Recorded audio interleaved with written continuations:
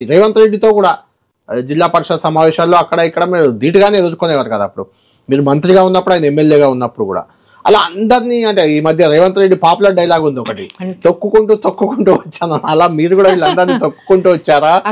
సహకారం ఉందా? మా బావ అంటే దట్ సపరేట్ ఇష్యూ. మా బావ గారు అంటే మా భర్త బ్రదర్స్, ఓన్ బ్రదర్స్, నా హస్బెండ్ ఇద్దరు own brothers, Amarasimha Reddy, Bharat Simha Reddy, senior leader వారు కూడా. సో అక్కడ మాకు పొలిటికల్ గా డిఫరెన్సెస్ వచ్చినాయి. వారు ఒక పార్టీ నుంచి, మేము ఒక పార్టీ నుంచి కంటెస్ట్ చేసినాం. అట్లా డిఫరెన్సెస్ ఉన్నాయి తప్ప మాకు వేరే డిఫరెన్సెస్ అంతే కదా. మాకు వేరే కొట్లాడుకున్నది లేదు, మేము పోట్లాడుకున్నది లేదు, వారు మమ్మల్ని అన్నది లేదు, మేము వాళ్ళని అన్నది లేదు. ఎన్నికల ఏదో కామెంట్ చేసి అంతవరకే తప్ప వారిని ఏ రోజు కూడా మేము ఇది చేసింది లేదు. సరే పెద్దవారిగా డెఫినెట్ గా ఆనాడు గౌరవిస్తాం, ఏనాడు గౌరవిస్తాం, ఈనాడు గౌరవిస్తాం. సో జైపాల్ రెడ్డి విషయానికి వస్తే, జైపాల్ రెడ్డి గారు ఎప్పుడు కూడా మా వెల్ విషర్ కాదు. అదే అంత పెద్ద లీడర్ మహబూబ్ నగర్ జిల్లాలో అంటే వారికి ఎప్పుడు కూడా ఇంకొకరు జిల్లాలో ఎదగడం అనేది వారు ఎవరిని కూడా పైకి తీసుకురాలేదు. ఫస్ట్ మా ఫాదరు వారు చాలా దగ్గర క్లోజ్, ఇద్దరు జనతా పార్టీలోనే ఉన్నారు. మా ఫాదర్ జనతా పార్టీలోనే ఉన్నారు, జైపాల్ రెడ్డి గారు జనతా పార్టీలో క్లోజ్ రిలేషన్. మళ్ళీ మాకు రిలేషన్ క్లోజ్ గా మేము మామాని పిలుచుకునేదాన్ని చాలా చిన్నప్పటి నుంచి కూడా. బట్ రాజకీయానికి వచ్చే వరకు వారు ఎప్పుడు కూడా పెద్ద సపోర్టివ్ లేరు నాకు.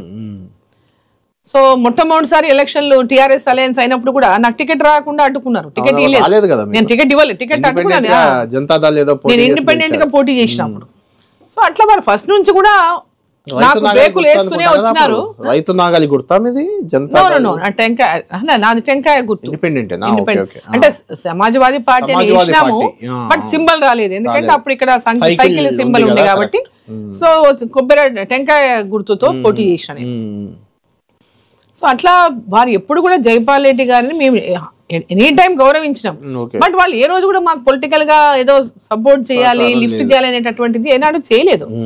సో అది నేను మంత్రి అయిన తర్వాత కొంచెం ఓపెన్ గా నాకు టికెట్ ఎప్పుడైతే ఇవ్వకుండా అడ్డుకున్నాడో అప్పటి నుంచి కొంచెం వారిని గట్టిగానే నేను అపోజ్ చేయడం మొదలు పెట్టినా. ఇది నాట్ రైట్, ఇట్లా ఇంత అంటే నేను ఎన్నో పోరాటాలు చేసిన, నా ప్రాణాలకు తెగించి పోరాటం చేసిన. 2004 to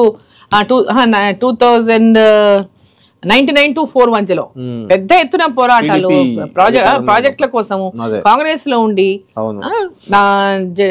అనేక రకాలుగా పోరాటం, నా ప్రాణాలు తెగించి నేను పోరాటం చేసిన. జిల్లా ప్రాజెక్టుల కోసం కానివ్వండి, పాదయాత్రలు కానీ, పోరాటాలు కానీ, ఆర్డీఎస్ దగ్గర ఉద్యమమే కానీ అన్ని చేసి జిల్లాలో స్ట్రాంగ్ పార్టీ అయిన తర్వాత ఆ పొత్తులో భాగంగా నా టికెట్ కట్ చేస్తే అది ఎంత అవకాశం కూడా వేరే చోట ఇవ్వడానికి ఉండేది. అప్పుడు అసలు జిల్లాలో బీఆర్ఎస్ లేదు, కాకపోతే అక్కడ కావాలని రానియకూడదని ఉద్దేశం చెక్ పెట్టారు మొత్తానికి అప్పుడు.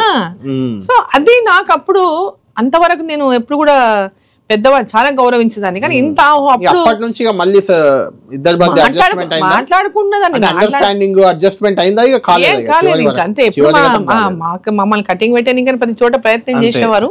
ఇక అదే విధంగానే ఫైటింగ్ చేసి నేను కూడా పోయేదాన్ని వెళ్ళేదాన్ని మాట్లాడేదాన్ని. అట్లా కొట్లాట అంటే ఇది కాదు, లేదు కానీ అంతర్గతంగా ఉండేది, పొలిటికల్ రైవాలిటీ అయితే ఉండేది.